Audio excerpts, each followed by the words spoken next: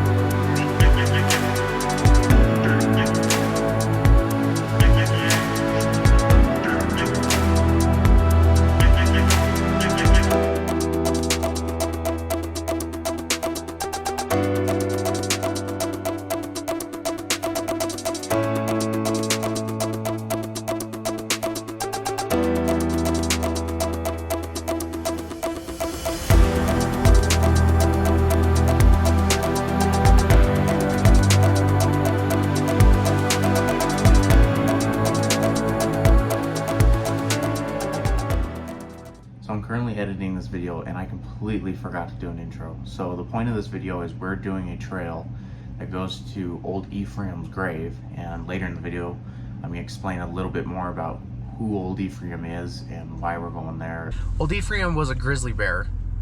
He stood 9 feet 11 inches tall and weighed over 1,100 pounds. Once we get to the grave, they have the monument actually at the same height that Old Ephraim was when he passed away, or excuse me, was killed. This is an article from HJ News. In the summer of 1911, there were 154 sheep killed from bears. Frank Clark, the man that killed Old Ephraim, was the man that put an end to this terror. In the few years following 1911, Clark killed 50 bears but one. In the early 1920s, Clark set out a number of traps, but to no avail. The bear outwitted him by either setting off a trap or throwing the entire trap into a bush. Clark wrote in an excerpt of his own account, quote, "I was camped 1 mile down the canyon in a tent. That night was fine, beautiful, a starlit night. And I was sleeping fine when I was awakened by a roar. So I got up, put on my shoes, but no trousers, and did take a gun, a .25-35 caliber carbine with 7 steel ball cartridges, and walked up the trail. I did not know at the time that it was Ephraim, in fact. I thought it was a horse that was down. Eph was in the creek in some wallows, and after I got past him, he let me know all at once that he was not a horse. What should I do? Alone, in the middle of the night, the closest human being 3 miles away, and Ephraim between me and my camp. Clark decided to climb a hill and wait for the bear. When daylight came, the bear still did not show himself. So Clark began throwing sticks into the willows to scare him out. Ephraim slipped out and Clark tracked him close to his tent. I fired at it and grazed his shoulder. Now for me to get the greatest thrill of my life. Ephraim raised up on his hind legs with his back to me, and a 14-foot log chain wound around his right arm. As careful as a man would have done it, a 23-pound bear trap on his foot. He turned around and I saw the most magnificent sight that a man could ever see. I was paralyzed with fear and could not raise my gun. He was coming, still on his hind legs, holding that cussed trap above his head. I was rooted to the earth and let him come within 6 feet of me before I stuck my gun out and pulled the trigger. He later says he fell back and came again and received 5 of the remaining 6 bullets. He had now reached the trail, still on his hind leg. I only had 1 cartridge left in the gun, and still the bear would not go down. I could see that he was badly injured, as at each breath the blood would spurt from his nostrils. So I gave him the last bullet in the brain. I think I felt sorry I had to do it. After skinning the beast, Clark and another herder buried him. Not long after that, Boy Scout Troop number 43 from Logan, Utah, dug up the body, and the bear's huge skull eventually found its way to the Smithsonian Institute, where it was displayed for many years. It was later returned to Logan several years ago and is now part of a display in one of the museums in the Utah State University campus. The Boy Scouts built a monument of rocks on the grave, and a new stone monument was later erected at the historical Old Ephraim gravesite in Blacksmith Fork Canyon. Well, we are just coming up on the final little bit of trail before we hit Old Ephraim's grave here. A lot of razors and four-wheelers. I've seen a few cars, but predominantly razors and four-wheelers. Now, remind you, it is Labor Day weekend, so there are a lot of people out and about. I've seen 2, maybe 3 cars pass, one of which being a pickup, one being a Jeep. I would not recommend doing this in anything smaller than like a Jeep Grand Cherokee or a mid-sized truck like a Tacoma. You need some good ground clearance. There's a lot of ruts and rocky parts that are pretty gnarly. But we're here at the gravesite. There's a few people out there right now.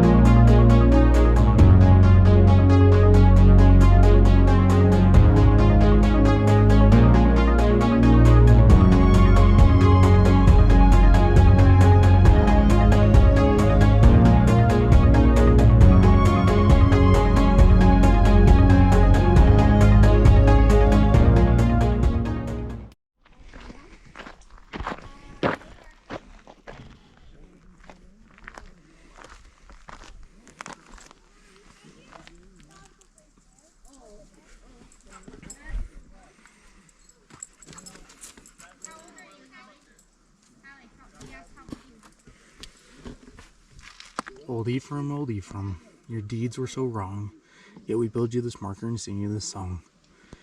To the king of the forest, so mighty and tall, we salute you, Old Ephraim, the king of them all.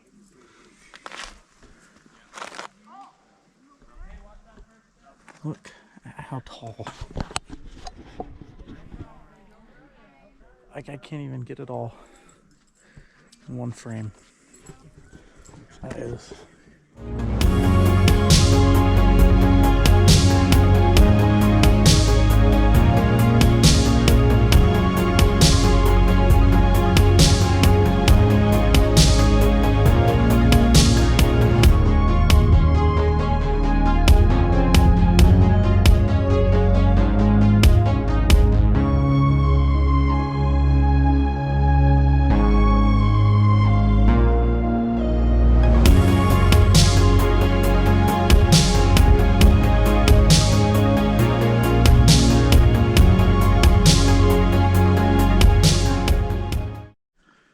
Well, hello.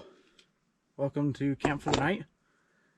I didn't realize I didn't press record until I already had the canopy and the tent open, so sorry if you wanted to watch that.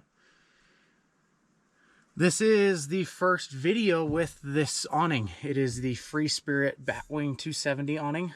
And I love it. There's a few things that don't make any sense to me, and I feel like Freespirit could improve for maybe the next model, or maybe next year, or whenever they come out with another edition of this. Number one being these legs. You don't have to have these legs down. There's 3 of them. 1, 2, and 3. You don't have to have the legs down. It is a self-supporting awning. I just put them up just because it's a little breezy and it just gives it a little bit of extra support. The first thing with these legs is they have this little simple twist. You just twist it one way and it loosens, you twist it the other way and it tightens. Which is great. They have these pre-drilled holes, you just put a little bolt through it and then this just sits there. The only problem is they didn't think of a way of holding this up when you're opening or closing it. So I bought these off Amazon, just these little Velcro rings. So when I'm done, or when I want to put this thing away, I just Velcro it up, and that way the legs aren't swinging around when I'm trying to close it. They do supply these little clips, but what they want you to do is drill a hole somewhere along this bar, and then with a rivet, put a rivet in it, and then put a clamp with the rivet through it. It was a weird design, in my opinion, that I feel like could have been easily fixed by hardwiring something like this onto this metal support beam. It is very supportive, like it's very sturdy, it doesn't go anywhere. It does cover a lot of space. It is all waterproof, which is nice. It does come with these little strings and stakes, so if it is windy and you want to like tie this off to a tree or something, you can. The next thing is something you don't have to get if you're getting the awning. Back in May, when this went in stock again and Freespirit started to sell it again, there was a combo deal that you could get this with the annex wall, and I'll put up some pictures so you can see what I'm talking about, that basically turns this lower portion into almost a tent. When the annex came out and I saw the walls and the bundle deal, I thought, why not? I do camp in areas that there is snow and it does get really cold. It would be really cool to seal off this area where I cook or that kind of stuff, and put, you know, a space heater in here, like a Mr. Buddy heater or something that could keep the area warm, but we could also be in and be comfortable. And the material of this canopy and the annex is great. The fabric is very nice. It's very thick, very durable. No doubt, very high quality. The only thing that I don't understand, these walls that this thing came with, they're heavy. Like, they're waterproof, they're weatherproof. They're nice. They're heavy, they're thick.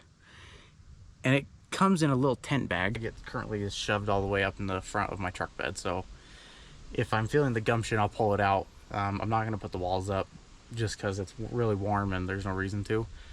In a later video, once it starts to get fall and winter, I'll end up using it and you can see it then. But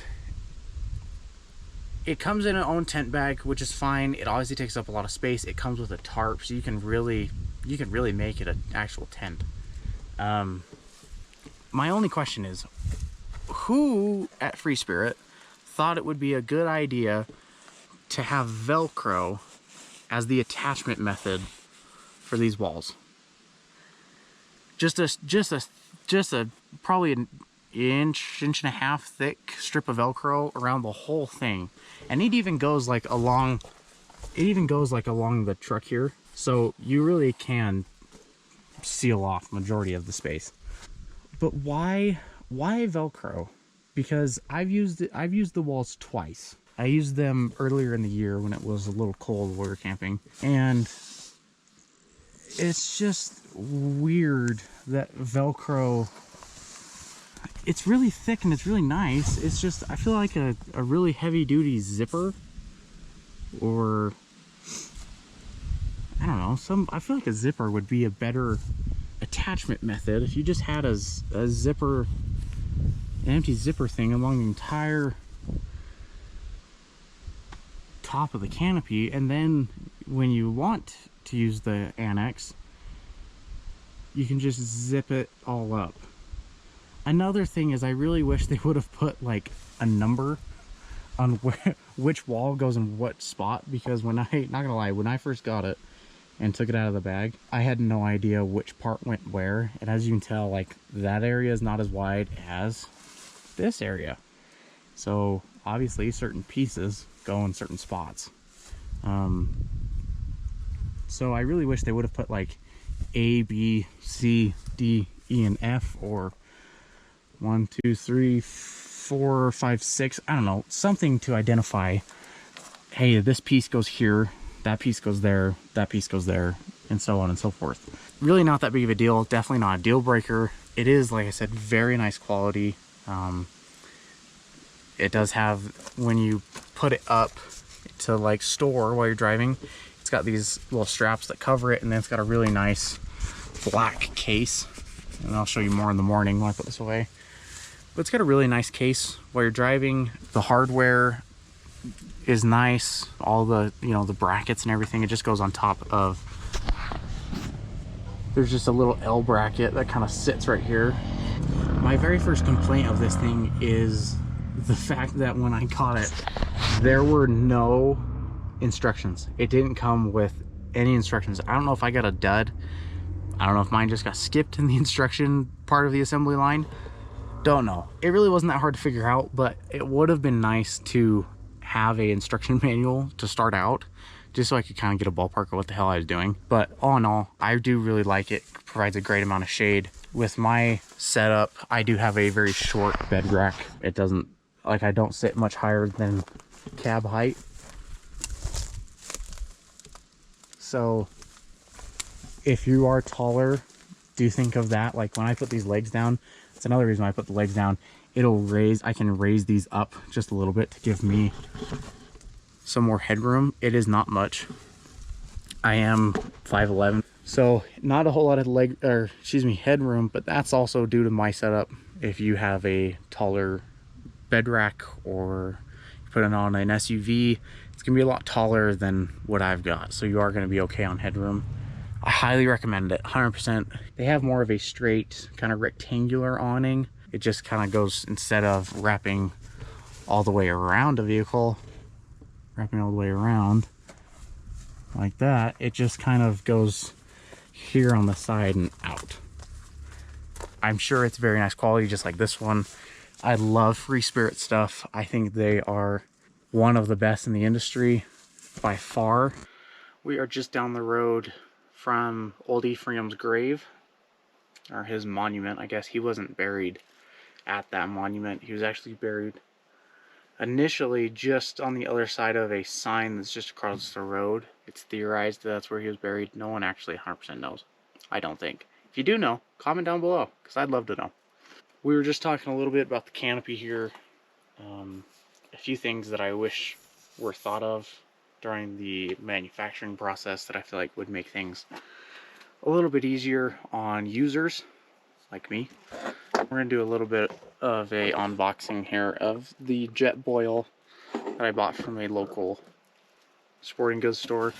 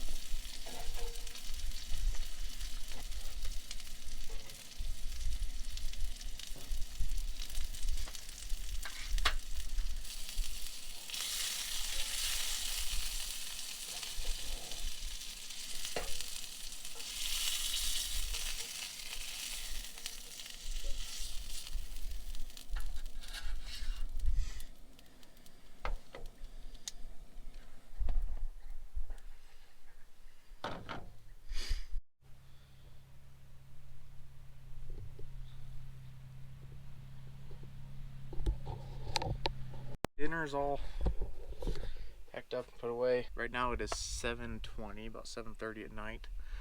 The sun is just barely at the top of the mountains over there. It's all starting to set over here. So I think I'm going to fly the drone around for a little bit, continue watching my movie. If you're curious, I am watching Top Gun Maverick. It is, in my opinion, the best movie of 2022 so far. It's a great movie. If you haven't seen it, you're not American, and shame on you. That's all I have to say.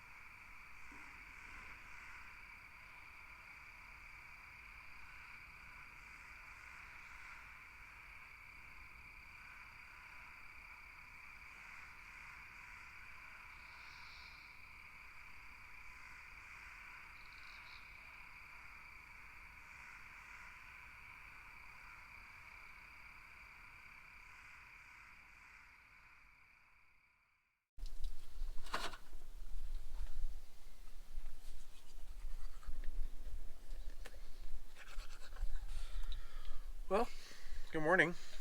Last night got down to 40 degrees, 42 degrees, something like that. When I found this spot last night, there was a razor parked just next to me, and it was empty, so I assumed it was a group of people going on a hike, or I have seen a lot of hunters up here, so I assumed it was either a group of hunters or a group going on a hike and maybe backpacking. Turns out it was a group of hunters, because at about 1:30 in the morning, another razor showed up, and they sat here, and I assume, I didn't look, I just stayed in my tent, but I could hear them 50 feet away from me. I'm assuming they were packing up whatever they were hunting. It sounded like they had actually had a successful hunt, so did not get the best sleep, that's for sure, but that's alright. I'm not very hungry this morning, so I don't think I'm gonna make breakfast. It is 8:40 in the morning. I think I'm just gonna pack everything up and hit the trail.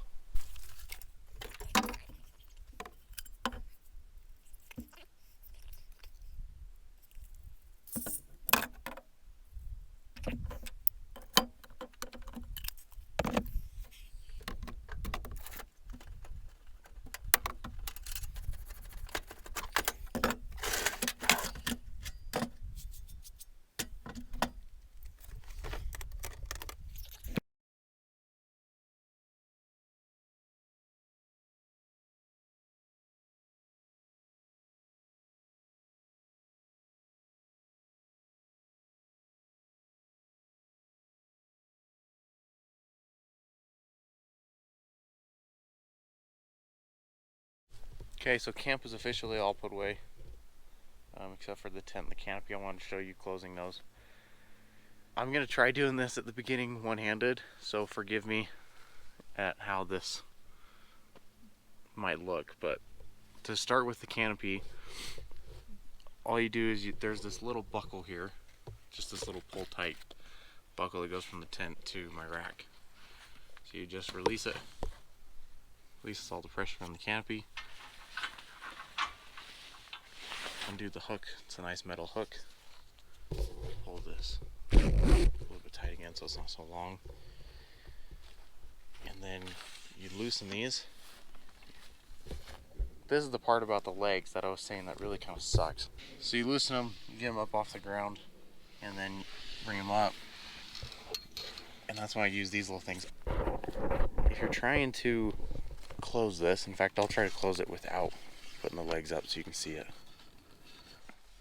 I'll kind of fall in on itself here, but you have to hold all three of these up while you wrap the canopy around itself and try to put it back in its case.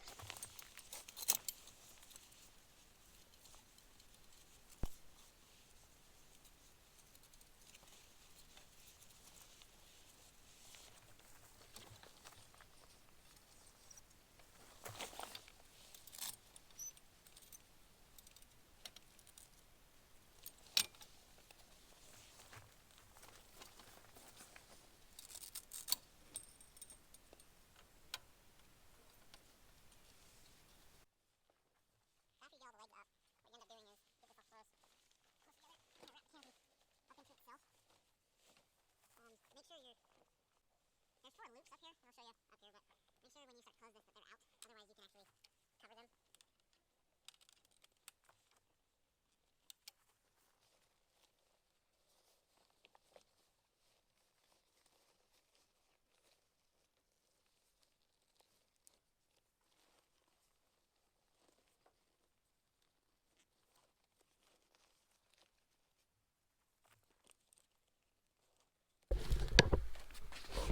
Metal loops.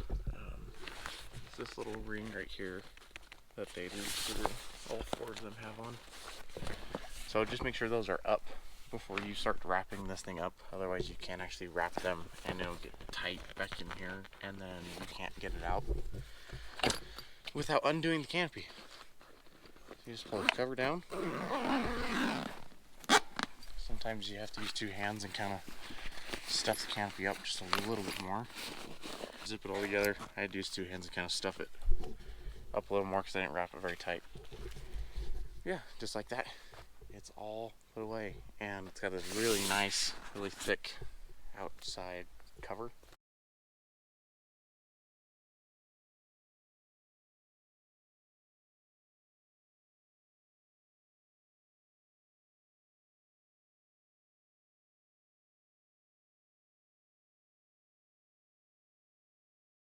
Well, camp is officially all put away. We're all ready to go.